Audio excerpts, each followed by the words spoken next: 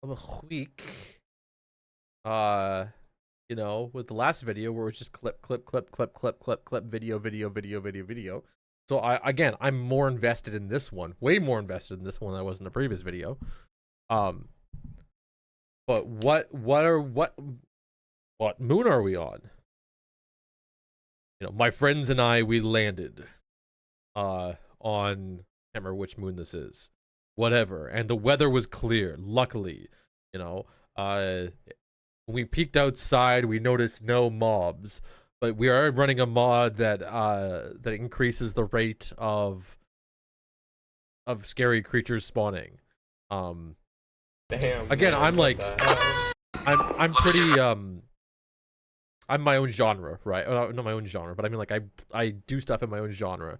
So I'm like, I'm kind of naturally adding the context that is, this group of explorers land on a deserted planet with a abandoned facility. And to me, like, that's like what I would be doing, right? You can do whatever you want.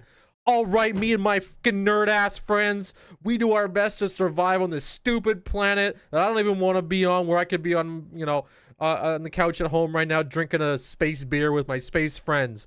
All right, nerds, I hope none of you die. I know that Jimmy here is the weakest and generally tends to be the most scared. All right, Jimmy, you pansy, come with me. Let's go together and go loot some items, right? That is a story. We've now created a story. What you're seeing is more details and context. Yes, if you're not going to say this in it, and this is where too, I would like you guys even to review my scraps videos at some point in time. If you're streaming, pull up my scraps videos and I want you to review it. I want you to think about multiple things. There's things that will make the video just flat out better. We know that. Stuff that you want to make the video better. But you also want to add in things that make the video better while you're recording. So keep in mind when you're watching my scraps videos, I want a significant portion of the video to be live, to be recorded right then and there. So if you think that something needs a little bit of a transition or a setup for it, the question should be, how are we going to do that while I'm doing the games, like in the recording itself? Are there more images and context that I can add while I'm doing the recording, that when I do the cuts, when I upload the video, I can work on the intro, slap the rest on it, and go. This is the same thing here with you, where you could spend all the time going in, editing, framing, putting in pictures, doing voiceovers, all that kind of stuff to give yourself more context. Or you can do this in the recording, right? Or you can have like a team meeting before you guys go. Just an idea, right? Just a thought on that. Right here. Okay. There's a key. All right, let's go this way, guys. Where are we going? Let's go left side. I see a door over here and it's ominous, so... Ben says he has a love and hate relationship with horror games, so this game feels great for you. This game is a lot of fun with a group of friends. It's not a content-driven game. Your friends are part of the content. The people that you're with and you're playing with, like, they have to be in the game. If they're not in the game, for example, I play with Culprit, and I love Culprit, man. He's a good guy. But a lot of his interactions in his streams are about the stream interacting with him. When I get in the stream and I'm trying to interact with him and I'm trying to talk to him and he's totally dead quiet because he's talking to his stream instead, it makes the game not as fun. So just keep that in mind. Hopefully we don't die. Sulack, I'm gonna yell at you if I need a TP here, alright? Sulack, we need a... I've heard it's similar to Phasmophobia. I've never played Phasmophobia. Hey, who had that key? Peachy, bring the key, Do we have a key? I've got a key, I've got a key. Hell yeah. Is this door locked? Yep. Oh. Alright, hopefully there's nothing ominous in here, guys. Ooh, electrical switch. Stick your tongue out. Oh, there's more downstairs. Sick. The zap gun stuns it, it doesn't kill it. It just stuns it. Yeah, okay. We need a shovel or a sign or something. What are you talking about? Oh, yeah. It got me. It's tight. Alright, I'm out. Fire exits this way. We're at fire. Boys. Alright, Kiri, I guess it's you and me. I think we go. I like this. We're prepping. We're in it. All right, Kiri, this is you and me. You just saw something crazy. course, we don't know what it is. As a viewer, we're still left a little bit like out of context of what just happened. It's still a lot of chaotic stuff, but I like that. I like this middle part. Okay, I like the story arc that you're trying to build inside. You're trying to build at least inside this event. It's me against the world. I think. Wait, did they both die? Hang on, Sulack. Oh. Sulack. Chilling. That's fine. Yeah, it's okay. All right, I gotta check on them. They're all good right now. Death is dead, but I'm gonna make it back. Death is the only one who died. Okay. Death is the only one who died. And I'm here. I'm in the video, right? So I'm getting a lot more enjoyment too from the video than a random person would. Like because I know the context of this, but I'm also trying to like look at it from a neutral perspective, right? Like I can be biased in this concept, but I don't. I think we just head back. We got some stuff, right? You know. Shit's about to start spawning outdoors, so. the mob is to your Hey left. guys, it's 6:14. We gotta start exiting. Yeah, let's start heading back. Tell us where the exit is. There's a mob right there, guys. Get out of there. Shit. There's two. We gotta. Are they dodge good? this. Do we want to get them out there? We're okay for now. Let's give him a chance. All right. It's Steve and Vex Coro. Yeah. Does she have a walkie? Yeah. How much stuff do you have on your shoe? Response. Sure doesn't have a walkie, I don't think. I have a key, I have a honka and a walkie. Oh shit. I can pull you out. I can pull you out. Okay, yes.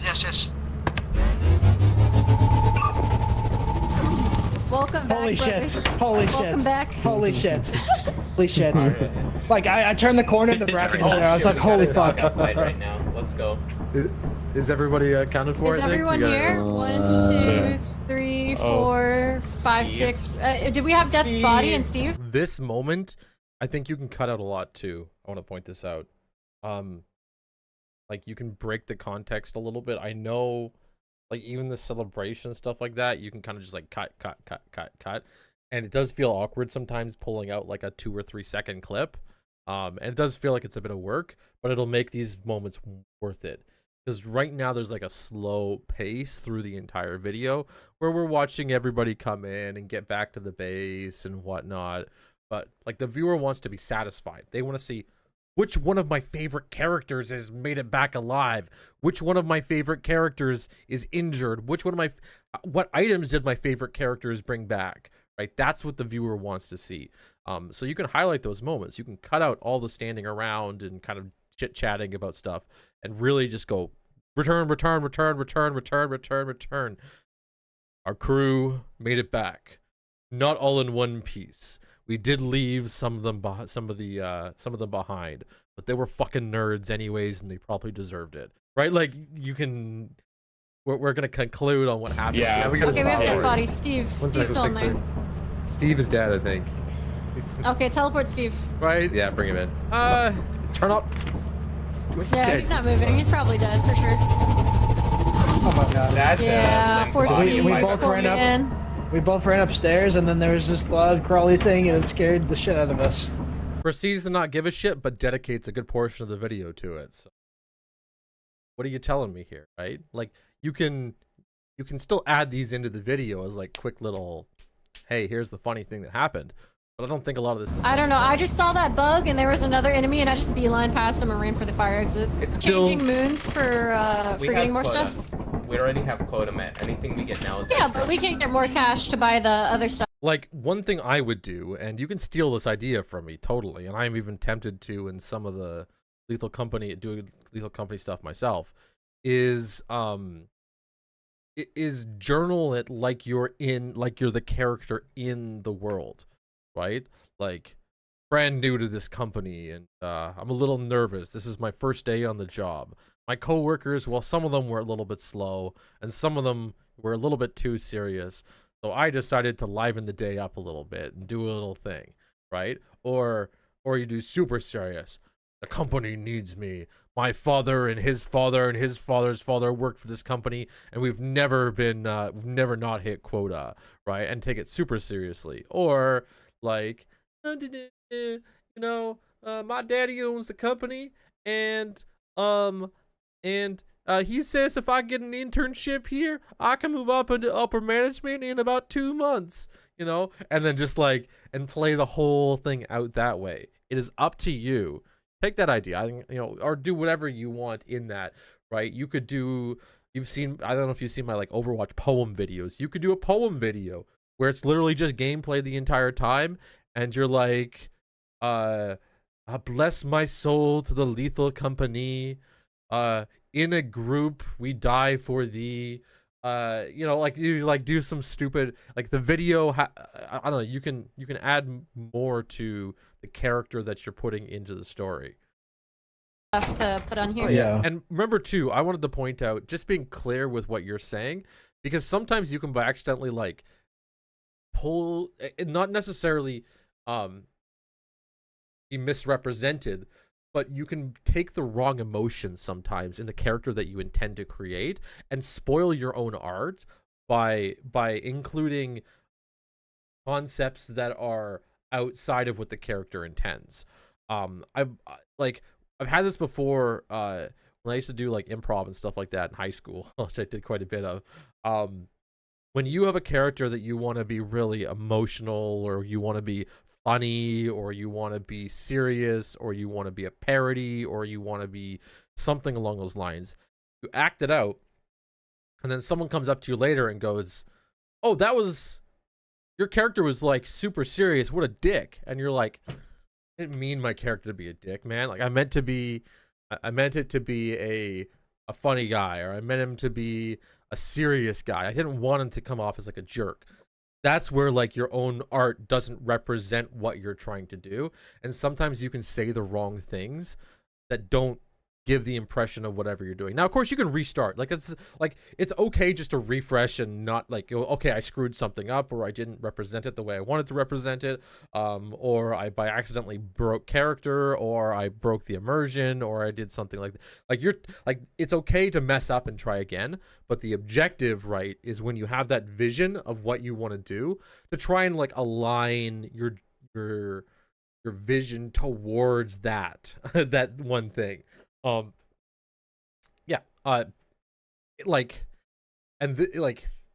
to imagine the story that you have in your head and really think about how you're going to put that story out in video form, or music form, or painting, or poem, or any form of art. You like, that's a translation, right? We can get toilets. Buy more now. weapons. Yep. And a toilet, yeah. So a lot of this you can In case skip. you really need That's to- really definitely it. You don't need to the show all first this thing that we extra need. stuff. It's our Like, it's priority. really just That's not. our priority right You now. want We to really need focus the on toilet. your bits. Your bit. I've been holding in this What key bit for am I like the past giving? hour. I really need that toilet, What guys. emotion am I giving? Because we're now. Oh, it's either We're now way too long. I'm talking over your video. I don't know what's going on anymore. gonna be assurance again, or we go to March. All right, we're already on our way. I don't have anything, so. Okay, just checking to be sure. All right, Sheer, Terry, come to me over here. And then All right, others just go that way. Others go towards entrance. Your captions suck too. I'll talk about them later. There they. I'm waiting for the. I'm deaf. He's doing parkour. I fell. I like that. That was a nice little edit. Are we? Nice. Oh no. Ew, I fell twice. All right, going well, in. my elite team made it, so good work, guys. We Alright. I'm waiting by entrance. Just let me know. I have a sign. I'll let you know when I'm there. Hey, can I have? Hey, it's a sign that we're gonna do good. And we got a Rubik's Cube. I'm gonna use my flashlight, but we have a tea kettle as well. Tea kettle. Holy. Alright, we're This is like very profitable. we're actual rich assholes right now, guys. Okay. There we go. Here's main. This is main right here. The googly eyes too. Let's see. Some of these clips are so funny, Monty. You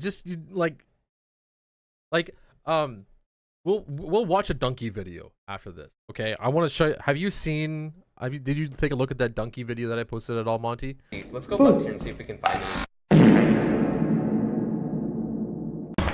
All right, Okay. Sulack, we found turret.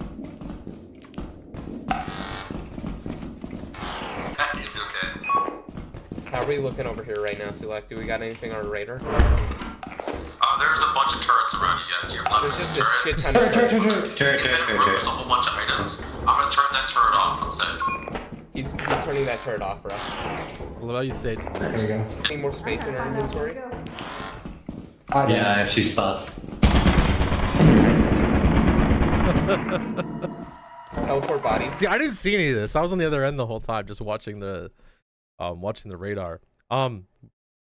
Why did you skip this? There we go. Any more space in our inventory? Why you set up a story? Good Over story here here. right now, Sulack. Do we got anything on our radar? Sulack, do we got anything on radar? What stuff are we looking for? There's a bunch of turrets around you guys. Do you have There's just a shit Comedic timing. Turret pops out literally as soon as I say it. ton of There's a whole bunch of items. I'm gonna A whole bunch of items. We have our goal, our objective in turn mind. that turret off instead. Turning the turret off. We have an event. Okay, so we have our comedic entrance. We have our event, right? And we have our goal. Right? What are we doing? Okay. He's turning that turret off for us. And we have confirmation. There we go. Any more space? And you skip it, you son of a bitch! You skip it! Oh! Oh! In our inventory? Yeah, I have 2 spots. Yeah. Teleport body. You felt There's little girls as if yelling. the middle of They're that laughing. was dry, so you cut it. That is the punchline. The panic is the little section. All of the extra garbage before is what makes that section feel really long. You didn't find anything, and it was kind of dead. That's fine. That's totally fine. You're the one who put the clip in from the start of us going through that, of you guys going through that section and me disabling the turret. Is that the story?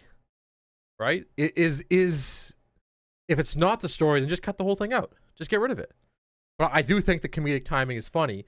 But isn't it even funnier that we went through all of that? You guys were like, oh crap, turret. We waited. Sulack on the radio. Guys, I can take care of the turret. We're good. Just don't die. Beep, beep, beep, beep, beep. Turret turns off. And then we go and there's nothing.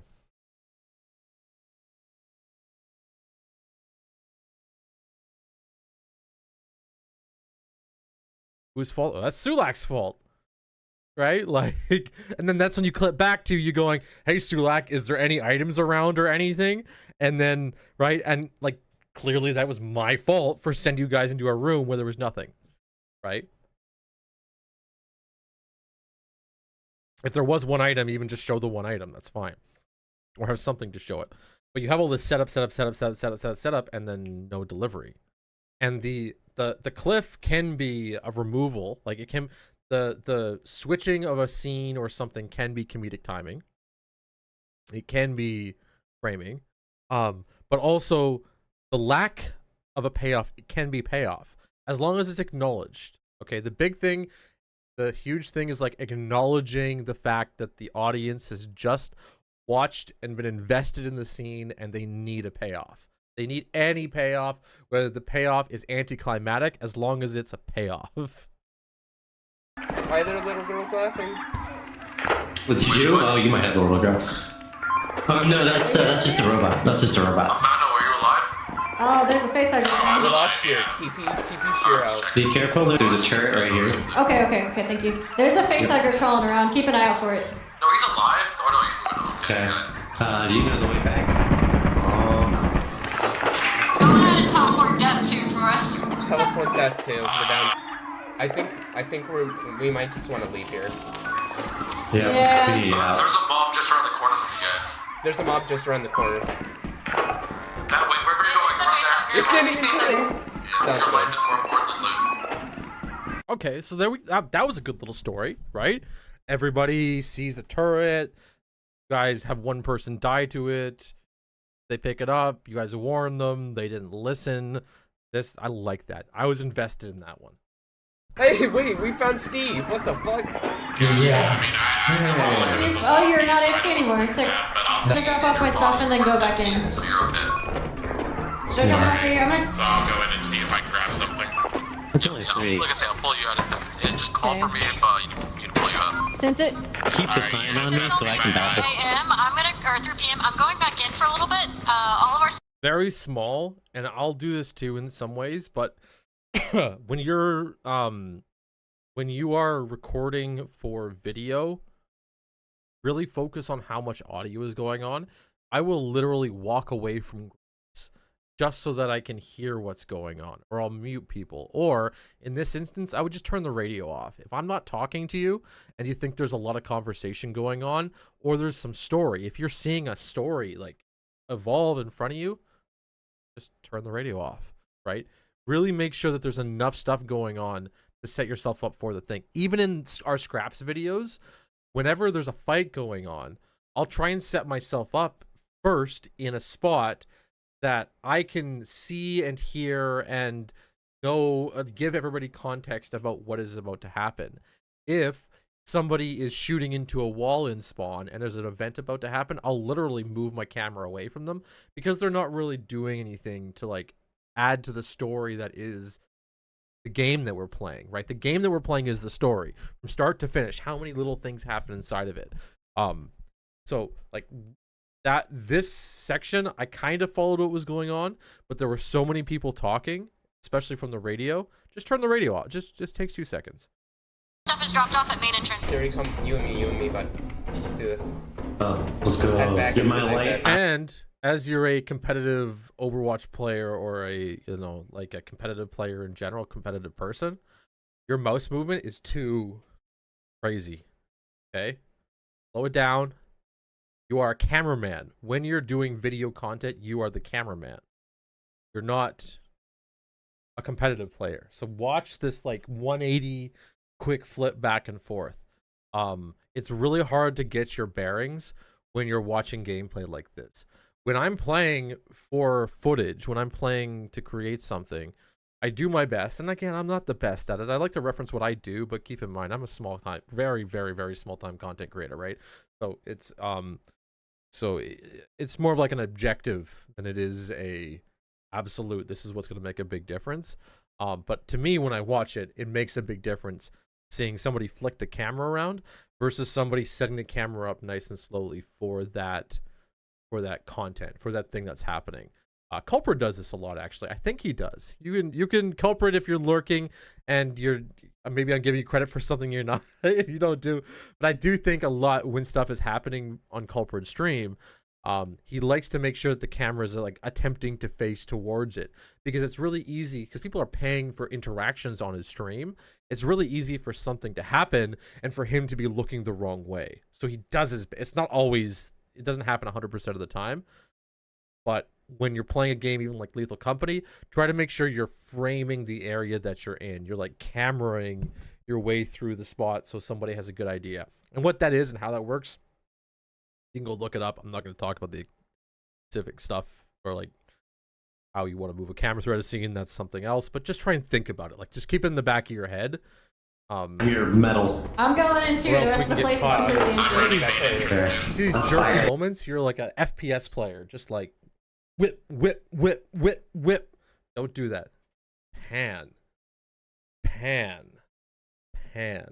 The footage will look way better. Okay. Let's see if we can find anything. If not, we head out. Yeah, I agree.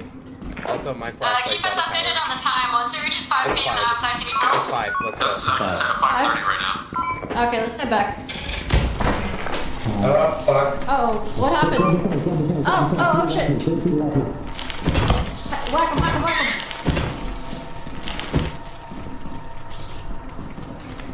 That's a good story. Big. Like it? Nobody cared?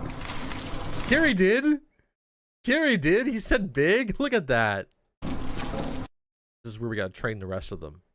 Everybody should be reacting. You should be reacting. You should react, Monty. You should go, oh my god, I saved his life. That's what you keep saying. Run. They won't attack unless they outnumber us, and with 8 people, it's very unlikely.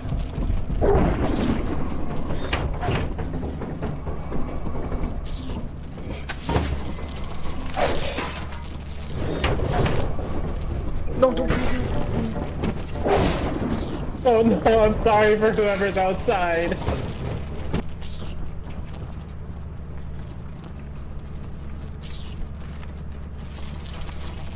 Practical dancing, okay. What's going on here? Can you explain what's going on here? Can I get more context? Explore.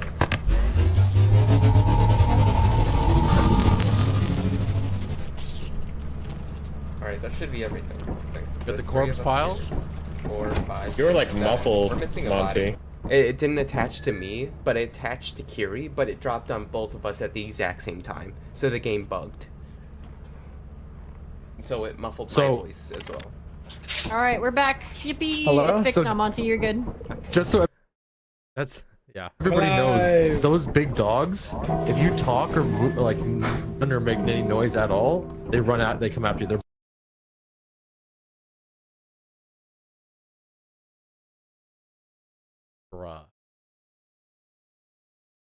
bruh. This guy is doing a fucking TED talk while these goddamn monsters are running around. And you're bitching about me telling you how stuff works.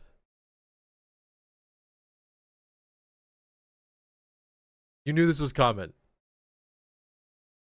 0 out of 10. I hate this stupid video. Terrible video. Never watching a video. Blind. Unsubscribing. Okay? So as long as you're crouched and walking Fucking around him, you're loser. okay.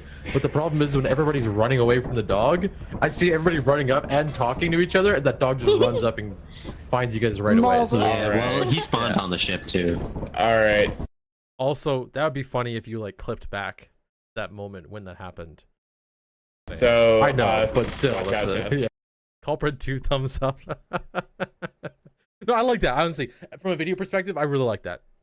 Not because my name is on your video, but like, you know, it's like actually, it's remember, I keep telling you to add context. What's the story? Like, a bunch of goofballs went out, got a bunch of loot, a bunch of people died, got eaten by dogs, you know, all that kind of stuff. And then, you know, at the end, it's like, administrative talk. There's that one guy, always that one guy at work. We've done our job. He still wants to talk about the work. Blah, blah, blah, blah, blah. Right? Like, that's fine. I'm totally fine. Hilarious. Good stuff. Yeah. That computer. All It right, doesn't so- take real commands. Yeah, I know. I thought it was a Linux terminal too. I was like, no. I was like, let's just do a Linux command and see what hold on. Okay. Culprit's been there. What do we have? What do we have? How many flashlights? How many walkies? I need a walkie. Let's see. Experimentation. Death, Let's stop go. bashing Vex in the head. Practicing the way of the bad pieces of mine for part 2. Don't tell people also to learn things. Make the video something that's memorable. Make the section that's memorable, enough that people remember it. Culprit, it is every day. I have a coworker that is calling you after hours to talk about stuff. Yeah, exactly. I know. It's the joke, right? It's the funny part. You know, me explaining like how, so what happened there too, Culprit. I mean, so even footsteps, that dog will come after. So if you're walking normally and it's close enough, it will hear footsteps. You have to crouch. You have to be quiet. So even though Carrie said they did spawn, they didn't really spawn on the outside. Or sorry, didn't like spawn right on top.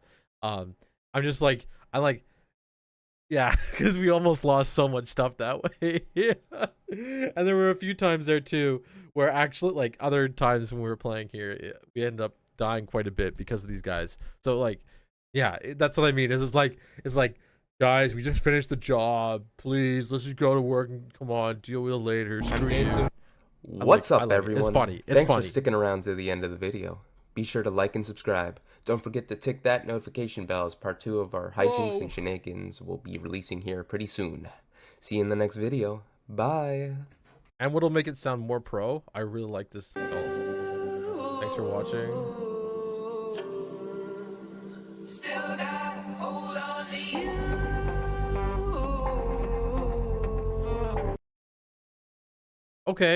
Okay, use of music at the end. What I would do too Lethal Company soundtrack. Okay, what you do is you go Lethal Company soundtrack.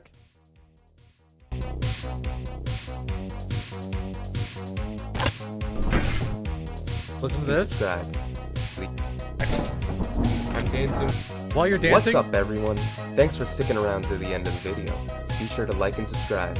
Don't forget to tick that notification bell as part 2 of our hijinks and shenanigans will be releasing here pretty soon.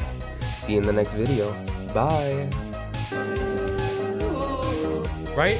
And now you're like injecting yourself into the Lethal Company world. I'll play it again. Let's do a different random one. The boombox song.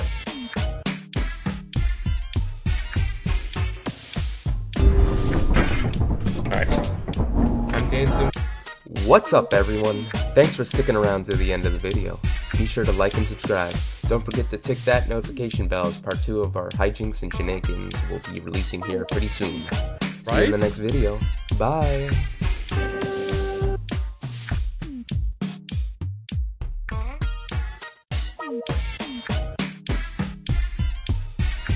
What's up, everyone? Thanks for sticking around to the end of the video.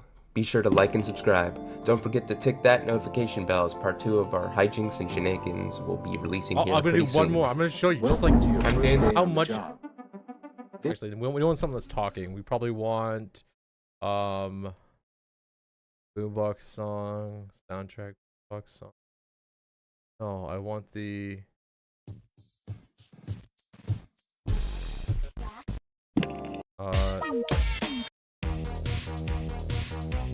Is that the like main?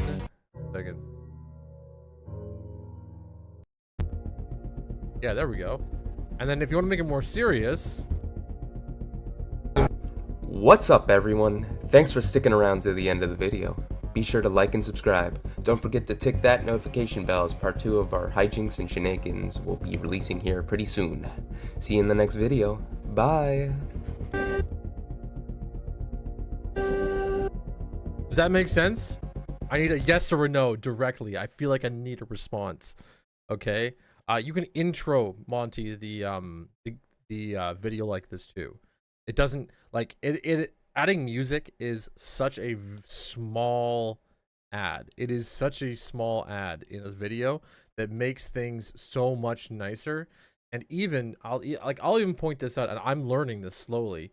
The recent Scraps video that I uploaded. I actually have the intro music go partway into the video. You're just looking for uncopyrighted. Just go get the Lethal Company. Go always get the game, the soundtrack from the game that you're playing, because you can always play it, right? You know you're allowed to add in the soundtrack from the games that you're playing. Most of them, at least.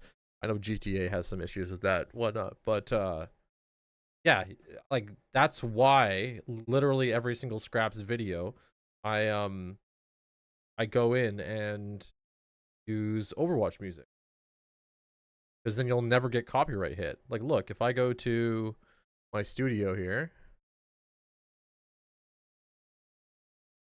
content, I never ever get any copyright issues, because I always use the in-game music from the games that I'm playing.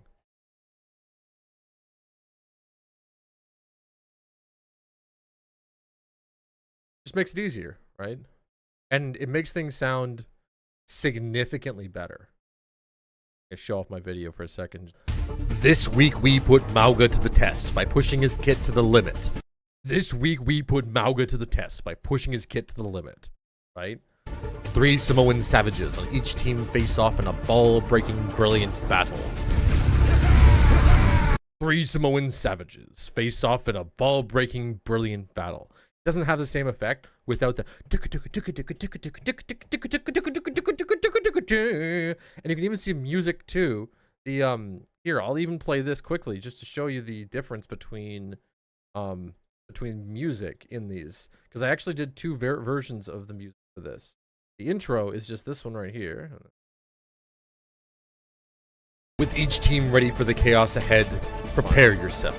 Ladies and gentlemen, welcome to the Sunday Scrum Club Scraps. This captivating contest compels courageous competitors to step away from their familiar favorites. And so I use the like really epic forward-moving music here, but if you go to the actual short that I did, which is the same footage and the same audio,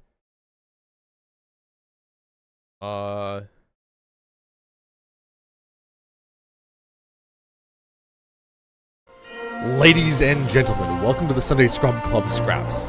This captivating contest compels courageous competitors to step away from their totally different vibe. Culprit, you sound like I'm trying to force tongue twisters as an epic overlay. What do you mean is epic overlay? It's alliteration. I'm going all out. Like it's supposed to be super cheesy alliteration, right? But as an overlay. Or I mean, as an epic, like, intro, or... But yeah, no, it's supposed to be super... It's supposed to be the cheesiest freaking thing ever, right? But you can hear how the difference in music. Familiar favorites and delve into diverse and daring heroes. Let the subtle shift in skill sets spark a spectacular showdown. BBB, emphasize voice overlay. Voiceover.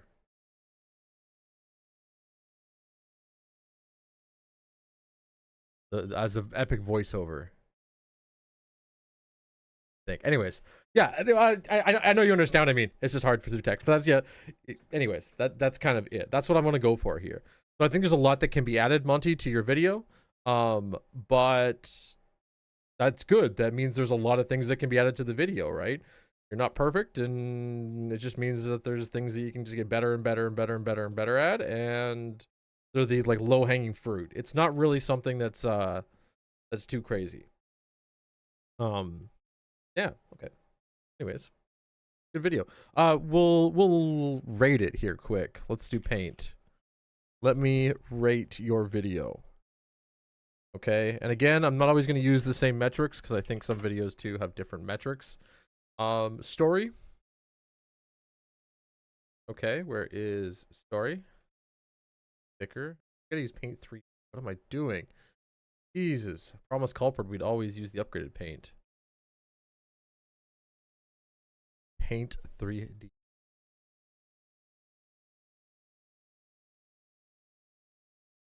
Okay, so final score. I'm gonna give it out of 10 for story.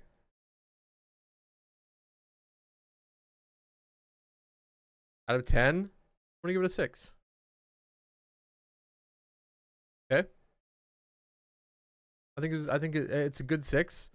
Actually, no, I'm gonna give it a 6.5.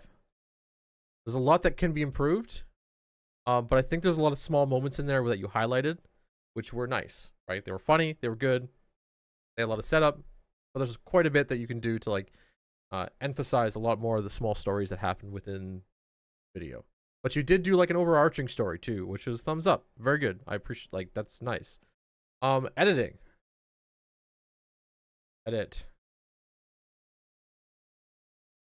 Editing out of 10. I'm going to put your editing also at a 6.5. Okay? I think there was a nice cut, a nice section of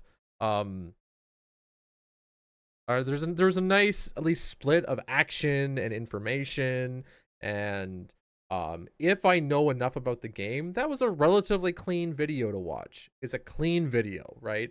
If I am really interested in Lethal Company and I want to see what Lethal Company looks like with a whole bunch of extra players, and that's what I'm focused on, yeah, that editing was fine. It does what it needs to do. It shows off the general chaos of the story, as you emphasize kind of in the start, right? It's okay. We can get better than that. Quality. Okay, qual, and we're gonna do video quality, vqual. Okay, which means how crystal clear, how nice, how good was the video to look at. I'm gonna put video quality at like a 4 out of 10. Bad. 4 out of 10. Okay. I think there's a lot more that can be Well, it could be recorded in a bit of higher quality. I think transitions, and assets, and even the I wanted to mention the captioning. Not very. I don't like the visuals of it. It's kind of lame. You know what it is. There are definitely a lot better fonts that you can use. That says 4 out of 100. What am I doing? Scratching other stuff. Thank you, Ben. Sorry. 4 out of 110. Holy shit, you're a real failure. What am I doing? I'm just not looking at it. I'm actually too like drawing on OBS with looking at OBS's screen instead of looking at my main screen. That's looking up here rather than looking. Anyways, but video quality is 4 to 10. Resolution and everything is relatively low, but I'm not so worried about like resolution as much as I am like the visuals that you used inside the video, right? The only thing that we really saw was like the chibi and the text, and the text was kind of is a weird color and just like a flat font and not super amazing. Can definitely be a lot cleaner. Also too, like the start where you have like the chibi over top of the background, I'm not really quality. Yeah, we want to have better transitions and better setups. I know there's a lot that can be improved in there. I think that's going to be fine with editing, video quality, and story being kind of main focus of this one right now. Overall, I'm going to put this video at a 6.5. Okay. I don't think the quality matters so much in type. Well, 6.5, or sorry, what about the memes? The memes are involved with the story. Better memes bring the quality of story up. We're going to reference Donkey. Okay, we're going to go take a look at a Donkey video really quickly. And a Donkey is always like a 9 out of 10. Okay? Always, always, always. You want a meme rating? I'm going to give your memes. Okay. But the meme, but keep in meme, I'm going to use meme. This is going to be the MPS rating. Okay? And it's going to be a ratio of MPS versus MQ. Okay? Memes per second in relationship to meme quality. All right? Make sense? Now, if this number goes up, we're actually talking about worse meme quality. Why? Because it's going to take 100 memes to make 1 meme per second. We're making math terms. Yeah, this is actual math. Okay. Now you can have higher meme per second. Let's say you have a meme quality of 1 and you have a meme quality of 100 and memes per second of 100. I forgot the delta. We can calculate the delta later if you want. Right? Okay. Then we're there. All right. Here's the thing. I think your memes per second is relatively low. So your memes per second, I think, is actually like 0.1. All right. I know delta is the rate of change. I know, because that's what I'm saying. We can calculate it later. It's the rate of change inside the video. So you'd have like beginning is like no change of memes per second. As you go through, that increases. And does that increase or does it decrease over time? I understand that. Meme quality. Okay, I'm gonna put the meme. Remember, higher the value, the worse it is. I'm gonna put the meme quality at like a 3. Okay. 1 is like perfect, hilarious memes the entire time. Remember? We got some funny memes. We got some good memes. Okay? But we got very low amount of memes. Right? So, we got a meme delta at the moment of, anyway, I'm not going to calculate that, but that's just an idea. I think they're okay memes. They're pretty good memes. You know, we got some good times. There's good events, good things that happen, good funny shit, right? But very low amount per second. Let's go take a look quickly at a Donkey video. I don't think this changes the amount though. 6.5. I'm okay with the 6.5 video. It's watchable. 6.5, a little bit above average. It means it's watchable, means I can follow with some kind of story, means it has a beginning, middle, and end of some sort. It's a video.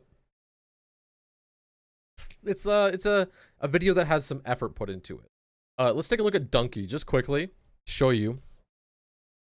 And Donkey has a recent Lethal Company video, which will show you Donkey, his oh my god, his calculation of memes, okay, his ratio is like, he'll do like 50 memes a second, or 50 memes, whatever. Oh, well, we can do a higher one. Well, sorry, well, more realistic. He does like 3 memes a second, okay, and his meme quality is like a 1.3. Okay, so it's like pretty high ratio here, right? In terms of like how many quality memes that come out. You'll see. Alright, let's all check the right first. In this spooky ass place, I'm leaving. Come back. Oh! Like few seconds, just like spooked, like we're just instantly in like the memes and jokes. Jason, go in the room. Go in the room to the right. This? Yeah. Go in here? Yeah, go in there. This is good, right? Yeah, go. What I'm doing is good. Yeah.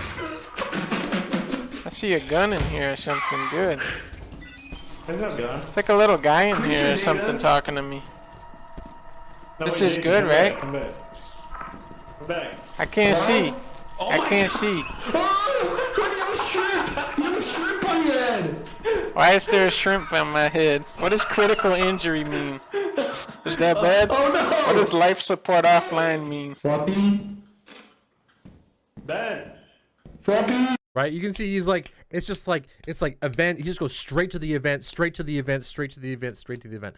A5 hive. Oh my gosh, I was like, high five. I'm not actually dyslexic. I was dyslexia, but Lisdexia. I'm verbally Lisdexic. How's it going? High five. Welcome in. We're doing a quick review, or we did a quick review. We're just at the very end of this.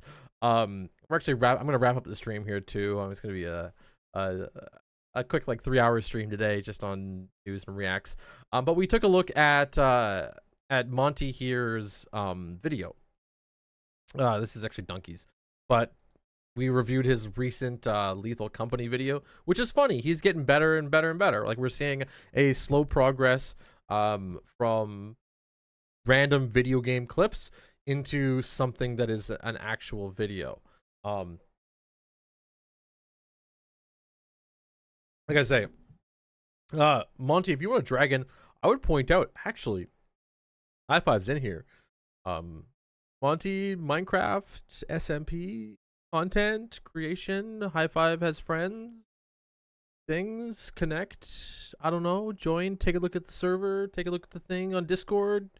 Maybe you guys want to like collab. You can take high five's insane editing skills and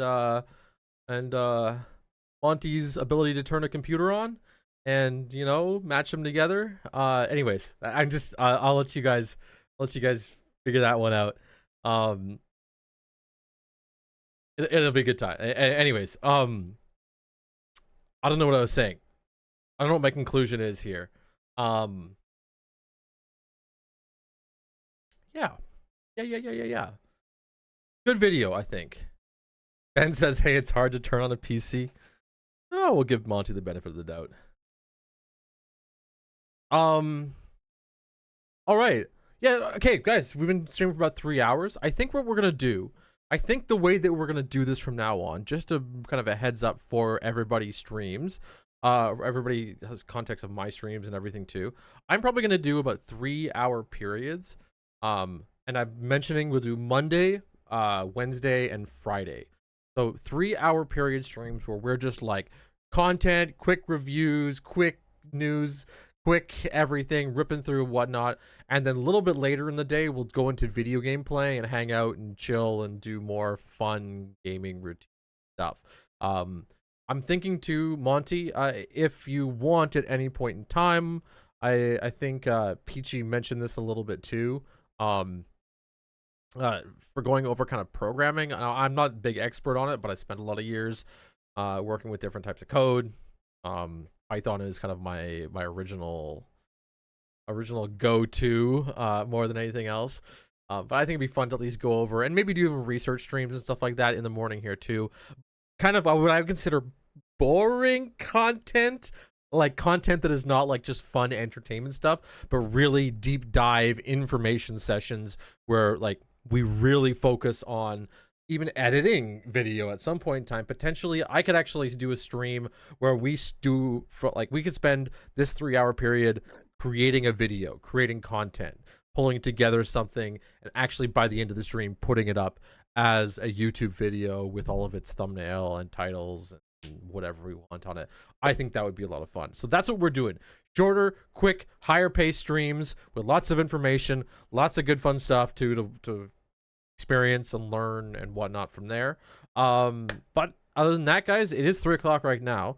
It's just Culprit says then we get to see if Sulack knows stuff. Exactly. That I'm not just pretending. At least hopefully I'm not. I'll just have Wikipedia up on the side and read Wikipedia. That's what I'm practicing all the news reads for. Right? Like no, you guys I you know what they say, Culprit? If you can't do, teach. Right? So I don't mind doing this. I think this is a lot of fun. I what I really like, my string stroked out. What I really like too, what I think is like the most satisfying thing, and this is the reason why I own a Minecraft server and why I helped Culprit, for example, with Overwatch play. He was a very low elo player, and same with Kiri. And I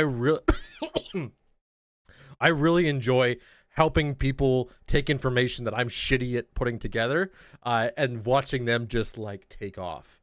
Watching them like so I want to point out, Monty, the fact like your video is it hits me in my soul, man. I'm just like, oh, I'm so proud. Culprit, for example, I have to share. I'll share it all the time. Culprit was like a freaking bottom 500.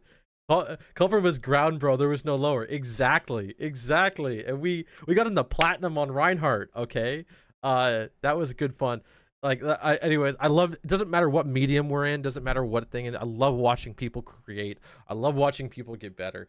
So if I can share, and Lucio, actually, yeah, we did a ton of Lucio too. I love sharing,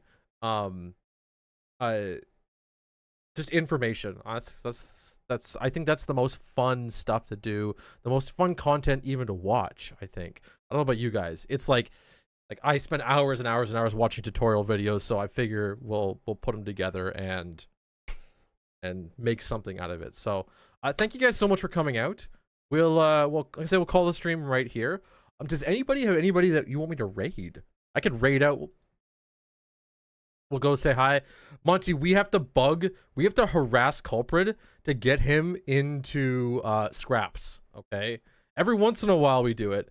Every once in a while we can drag him in. Every once in a while. Occasionally. Here and there we get him into Overwatch. But it's a very stressful game. It's a young man's game, okay? It's a I'll fully admit, like the older I get, the more faster paced I get. Oh jeez. Man, I've been on such a crazy loss recently with my solo queue account. It's just throwing over and over and over and over again. True, everyone once in a while. What the Culprit? Yeah, I'm saying I'm getting too old, man, for it. Young person, it is. I know. That's what I'm saying. I'm getting like, yeah, it's such a fast game, but it's still a blast. Like I said, we'll drag him in every once in a while. We'll get the Culprit, the guest star in our games at some point. It's stressful and high elo. It very much is. Anyways, I don't want to talk too much about Overwatch, guys. Like I said, does anybody have anywhere that I should totally go raid? I could take a look here and see if there's anybody on the list that I can just pull out. You're getting pissed having to depend on others to know what they were doing. Yeah, that's part of. That's the game, man. That's literally it. We've been through this. We've been through the pain together, you know. Who do we go raid? Who do we go? We got some small people here. I think we'll go raid somebody small. Let's go. Duget. Go say hi to this guy. Minecraft player. SSP. Oh yeah, I remember this guy. He's got a huge nether project going on. I remember this. A few months ago I was watching this. Dude, flats, he only has 1 point flats. Should I No, guys, I'm not gonna do that. I'm not gonna clout raid.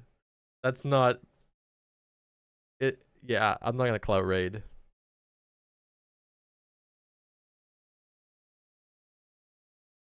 I think we're gonna go raid Dugat for now. If we had like 20 or 30 viewers, maybe I might do something like that.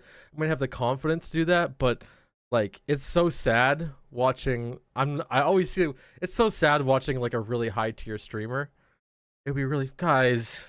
Oh no, when we're doing Overwatch, okay, convince me.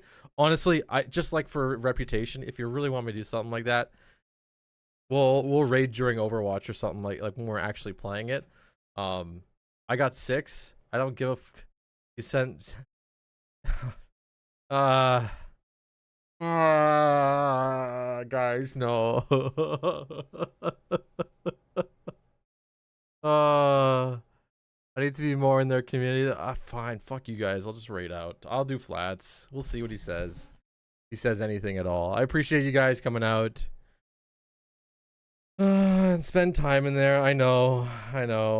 Let's go raid out, okay? Raid. Let's do this. This is embarrassing. I appreciate you guys. I love you guys. Look, I'm like sweating already. I'm like freaking. Screw you guys. If there's like I don't know. You can see the VOD. I love you guys. Appreciate it. Have a great one. GG's.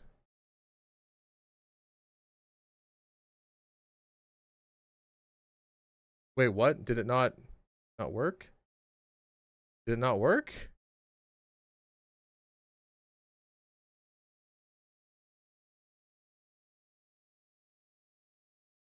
Oh, flats. Okay, he doesn't know. He doesn't allow it. So he doesn't allow it, guys.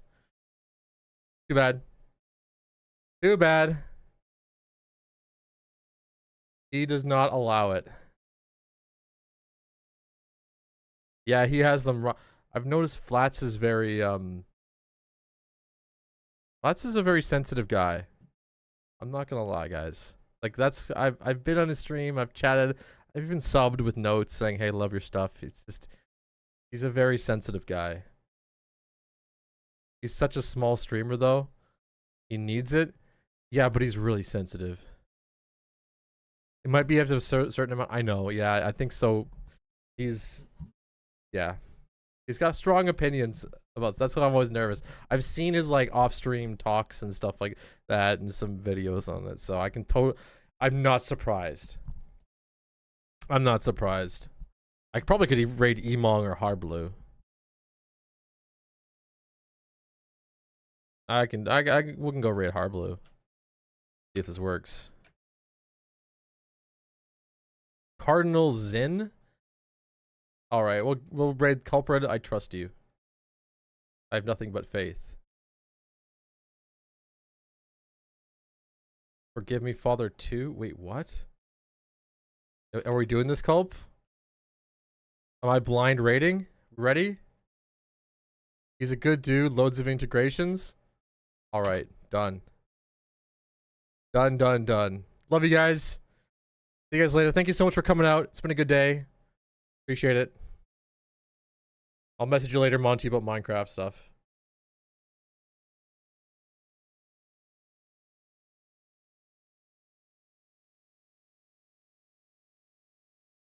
Supposed to do. The walls of the cathedral shall not be breached this day. Draw your Sulack, what's up? This raid, sinner. Thank you so much for the raid. What up? Culprit, what's up? Hey, friends. You know what? We got some new folks in here.